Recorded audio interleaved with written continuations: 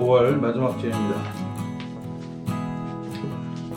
사람들이 보통 산에 등산 같은 걸 다니다가 우연히 길에서 누런 빛을 내는 돌을 줍게 돼요. 그러면 이 돌이 금덩어리다 라고 생각하기 쉽죠.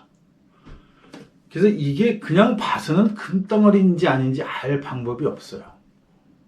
황철석이라고 하는 돌이 겉모습은 금과 똑같이 생겼어요. 그래서 시금석이라고도 부르고, 이렇게 거칠거칠하게 이 숫돌처럼 생긴 돌에다가 주순 노란색 돌을 긁어봅니다. 긁어서 노란색을 뜨게 되면 황금이고, 검은색이 나오게 되면 황철석이라는 그냥 돌인 거예요. 그러니까 겉으로 봐서는 확인이 안 되는 거죠. 그러니까 다른 돌에 긁어서 부스러기를 만들어서 그걸 가지고 비교해서 이게 금인지 아닌지를 확인한다는 거예요.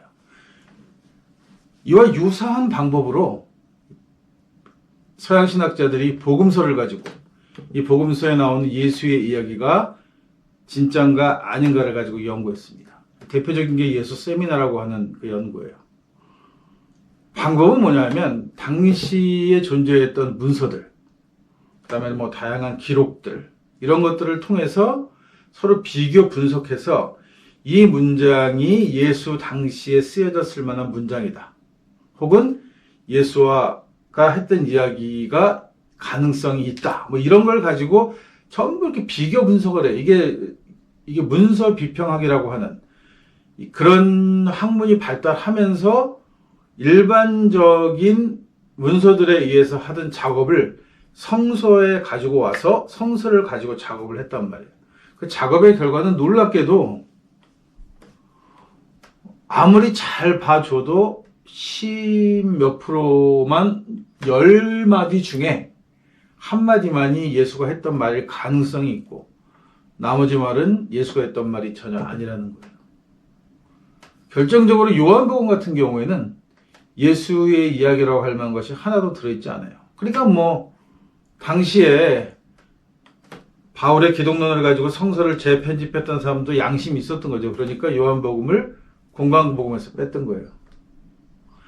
다른 복음서들이 그나마 한두 문장이라도 예수에 대한 이야기가 담겨 있다면, 아예 요한복음은 아예 그런 말조차도 담겨 있지 않은 그냥 단지 후대의 고백들을 모아서 만든 이야기라는 거죠.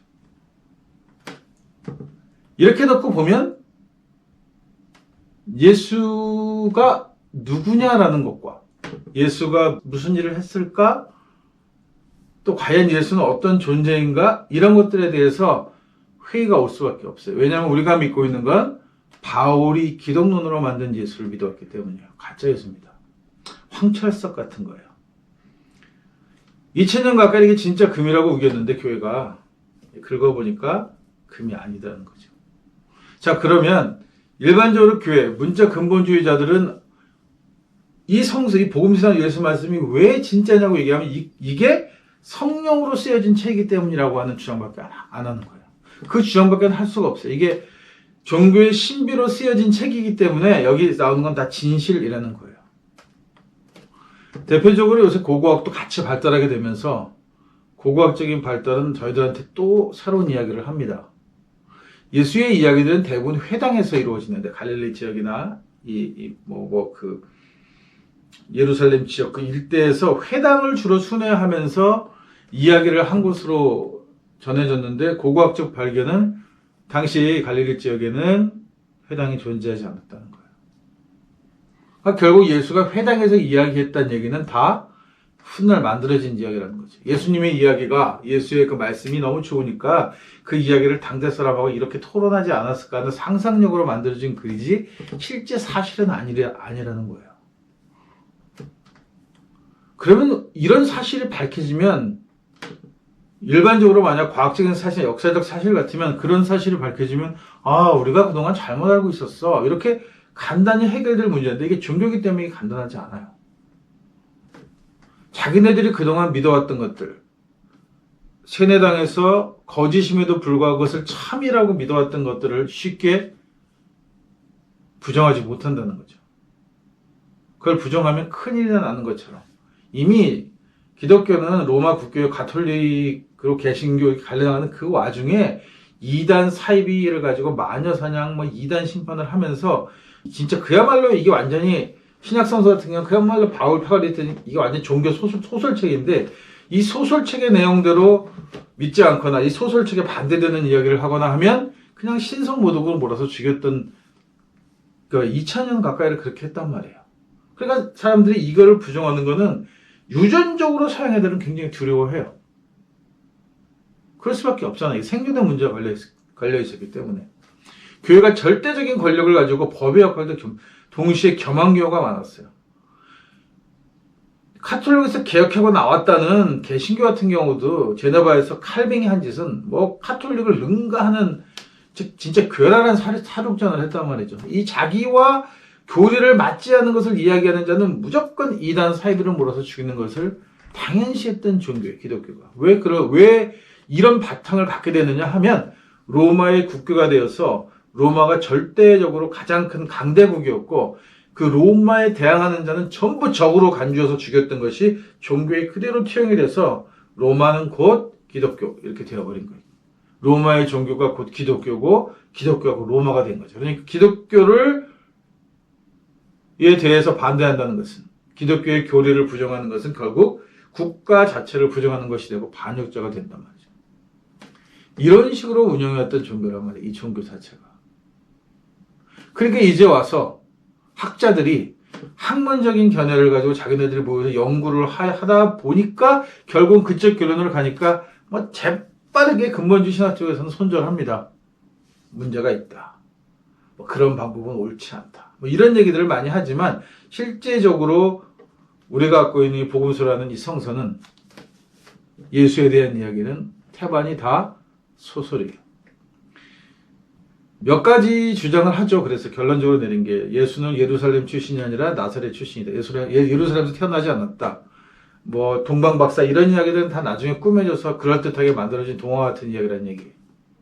그 다음에 예수는 랍비였다는 거고 스승이었다는 거고 의료기술을 조금 가지고 있었지만 그가 기적적으로 사람을 고치지는 않았다라고 하는 거예요. 결정적으로 무슨 얘기를 하냐면 예수가 죽은 이유는 로마의 정치적인 형벌인 십자가형을 받고 죽었다.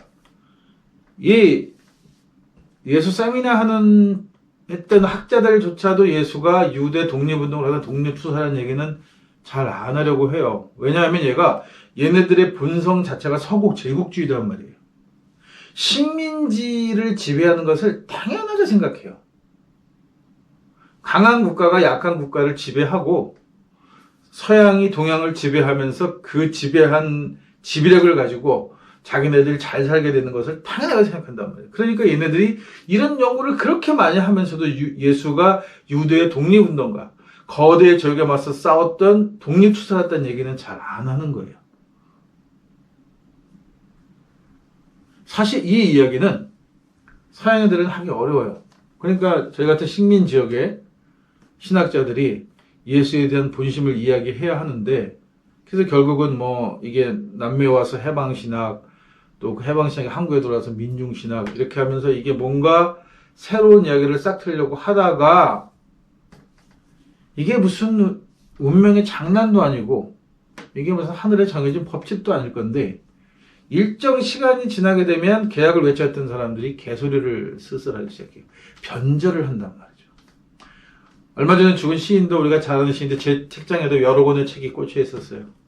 굉장히 좋아했던 시인이죠. 이게 막판에 늙으니까 노망난 개소리를 하면서 결국은 엉뚱한 소리를 했단 말이에요. 내가 좋아했던 소설가도 그랬고 상당수의 먹물들은 나이가 들면 개소리를 하기 시작합니다. 나이가 들면 현명해지지 않아요. 그 이유가 뭐냐 하면 젊었을 때의 그 인기 그리고 젊었을 때 벌어들었던 그 소득에 대한 욕망을 떨치지 못해요. 그러니까 나이가 들어서도 자기가 낸 책이 가장 인기가 좋아요. 팔려야 되는데 사람들이 사주지 않는다는 거죠. 특히 한국에서는 기독교 관련해서 무언가를 하려고 하면 저도 지금 이렇게 유튜브를 하고 있지만 저희같이 이렇게 개혁적인 신학을 얘기하거나 토착 신학을 이야기하면 뭐 좋아요나 팔로우를 눌러준 구독자가 600명, 700명을 못 넘고 있죠. 1년이 넘었음에도 불구하고 반면에 근본주의 신학 하는 애들 하나 오픈하면 금방 10만, 20만 금방 넘어가요. 돈벌이가 되는 것은 그쪽이라는 거죠. 그러니까 이게 민중신학 하던 놈이 나이가 드시니까 바울을 은근슬쩍 옹호하기 시작한단 말이죠.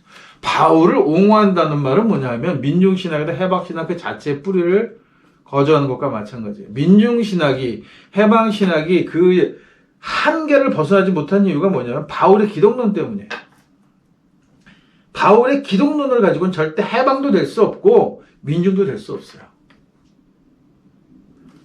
권력자들을 위해서, 로마에게 잘 보이기 위해서, 종교로 성공하기 위해서 만들어진 예수, 기독론이라는 예수, 그리스도라는 예수를 그대로 고백하면서 무슨 개혁이 이루어지겠어요?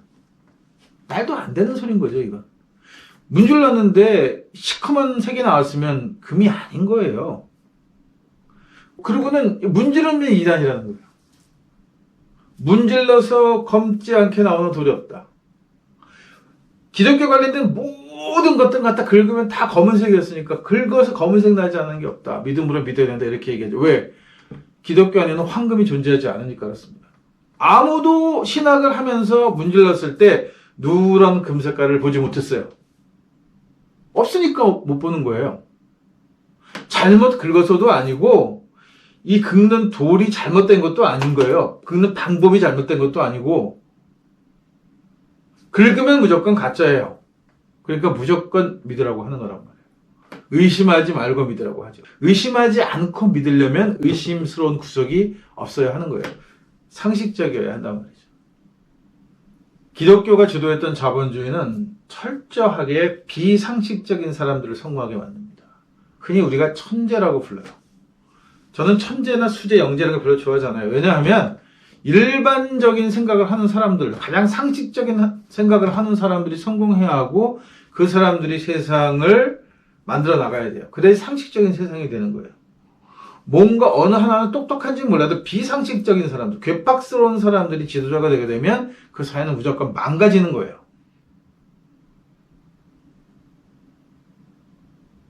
한국 사회는 엘리트가 많긴다고 하죠. 누구나 다 뭐 학교 다니면서 나 영재되고 수재가 되고 엄청 똑똑하고 한국인들은 뭐 다른 민족에서 굉장히 우수하고 이런 개소리를 계속해서 해요. 결국 상식적인 사람은 바보가 되는 거예요. 요새 아이들한테 아우 그 사람 정말 착해 라고 얘기하는 건 욕이랍니다. 칭찬이 아니고. 착한 사람이 잘 살아야 상식적인 세상이죠. 얕고 계산 빠르고 처세술 좋은 사람이 잘 사는 세상이 좋은 세상이 아니고 그냥 늘 상식적이고 무던하고 착한 사람이 잘 살아야 그게 좋은 세상이잖아요. 근데 겉으로는 그런 척 하지만 실제로는 이 기독교를 바탕으로 한 서구 자본주의의 제국주의적인 이데올로기는 뭐냐면 사람들을 지도하는 지도자는 특별하다라고 하는 거예요. 종교 때문입니다, 이건. 뭐 잘 알다시피 가톨릭이라는 종교에서 사제들은 자기네들이 뭐 대단한 존재인 줄 알아요. 다른 사람과 자기네들은 구별되어 있다고 생각하죠. 이런 신분적인 착각을 지속적으로 가지고 있었던 종교란 말이에요. 그러니까 자기네들은 인간이 있고 신이 있는데 신과 인간 그 사이쯤에 있는 존재라고 믿는다는 거죠. 그래서 자기네들은 종교적으로 보면 자기네들은 천재고 수재고 영재인 거예요. 자기네들만이 오로지 신을 알 수 있다고 생각하는 거죠. 이런 개념들을 가져오려고 하면 로마의 신전 사제만을 가지고는 부족했어요. 왜냐하면 로마의 신전 사제들은 대부분 여성이었기 때문에. 남성 사제가 권력을 잡고 남성 사제가 신성한 것은 서양에서는 거의 없었어요. 다 여성을 중심으로 한 토속 종교마저도 여성 사제들을 중심으로 한 종교였지 남성은 종교적인 대상에서 배제되어 있었단 말이에요. 그런데 유일하게 거의 유일무이하게 남자들이 이렇게 행세를 하고 이렇게 아주 뭐 거들먹거리는 종교가 야훼를 기반으로 하는 종교예요. 이슬람, 유대교, 그다음에 기독교. 이건 자기네들이 남자가 대단한 존재예요. 왜 이렇게 되느냐 하면 물론 기존에 갖고 있었던 여러 가지 문제들을 갖고 있긴 한데 결정적으로는 뭐냐면 유대교가 유대교라는 본색을 딱 갖추기 시작했던 시절이 바벨론 포로기인데 그때 느헤미야라는 이 바벨론에서 이게 서슬 줘갖고 이렇게 해가지고 관리 한 자리 하면서 돈 좀 벌었던 요 양아치 같은 놈이 요 놈이 유대교를 개혁하는 핵심 인물이 됩니다. 느헤미야가. 그래서 느헤미야는 이제 바벨론 포로기 때 포로로 잡아온 이유가 거대한 건축물을 하기 위한 건축 때문인데 이 건축이 다 끝났으니까 이제 포로들은 밥만 축내는 식충이 됐어요. 그러니까 이제 자기는 원래 고향에도 다 되돌려 보낼 계획인 걸 알았단 말이에요. 그러니까 돌아가는데 자기도 돌아가야죠. 왜냐하면 거기서 자기가 관리하는 거는 마름 역할을 한 거란 말이에요. 그 유대 지역에서 잡아왔던 포로들과 바벨론 관리 사이에서 자기가 중간 관리 역할을 했는데 이게 없어졌는데 자기가 무슨 할 일이 뭐 있어요. 그러니까 자기도 이제 가야 될 판이야. 이럴 때 기발한 생각을 해냅니다. 야, 이제 우리가 여기 와서 이렇게 포로로 다 끌려왔던 공동적인 유대감을 가지고 종교를 하나 확실하게 확고하게 해야겠다. 그래서 당시에 근동지방에 거의 가지고 있던 수베르 종교라든가 혹은 뭐 아시리아 뭐 바벨론까지 포함되어 있는 그 일대 지역에 있던 모든 종교들의 공통적 분모를 뽑아서 종교를 만들게 돼요. 그리고 그가 거기다가 모세오경이라는 이름을 붙이게 됩니다. 여기까지는 그럴 수 있어요. 왜냐하면 내가 새 종교를 만드는데 다른 종교에서 좋은 거 가져다가 만들 수 있는 거죠. 그건 전 그걸 딱히 비난하고 싶은 생각은 없어요. 어쨌든 간에 그렇게 끌어모아서 만든 잡탕 종교예요. 짬뽕 종교인데 이 짬뽕 종교를 운영하는 방법을 독특하게 고안해냈어요. 이게 뭐냐 하면 오로지 순수한 레위인만을 가지고 성직자를 만들겠다. 다른 종족은 다른 계층은 성직자 자체가 될 수 없어요. 레위인으로 태어나야만 제사장이 될 수 있는 거예요. 그러면서 같은 레위인이라고 주장할 만한 사람들이 많을 것 같으니까 피가 섞이지 않고 순수한 이런 이름을 붙여서 자기네들이 순혈의 레위인이라고 주장하면서 이들이 예루살렘에 다시 돌아가서 성전을 지금도 남아있는 거죠. 성전을 재건축하고 그 재건축한 성전에서 독점 사제들로 지나게 돼요. 이 독점 사제라는 것이 정말 마음에 들었던 거예요. 그 다음에 바울의 패거리들이 기독교가 로마의 국교가 되면서 자 우리가 사제직을 독점해야겠다. 이 독점하기 위해서는 뭐가 제일 좋을까? 역시 유대교를 갖고 끌어들고 와야 돼. 이렇게 해서 아주 급진적이고 발전적으로 예수의 이야기는 유대의 종교가 소망했던 메시아로 탈바꿈을 하게 됩니다. 이런 일련의 과정을 겪으면서 예수가 메시아가 된 거예요. 그리고 메시아라는 것을 결정짓기 위해서 이 성서가 훗날 여러 가지 예수에 대한 이야기들을 짜집기 하는 몇몇 가지 에피소드 사이에 이 10가지 중에서 단 한 문장을 예수가 했을까 말까 한 그걸 가지고 책 전체를 만들었단 말이에요. 하물며 요한복음은 그런 예수의 이야기를 한마디도 집어넣지 않고 예수의 이야기를 만든 책이 요한복음이란 말이에요. 우리가 이런 사실을 분명히 깨닫고 보면 성경을 읽게 되면 우리가 예수를 어떻게 믿어야 할 건가? 과연 예수가 신앙의 대상인가? 아니면 우리가 삶을 살아갈 때 삶의 방향인가? 분명하게 보이게 됩니다.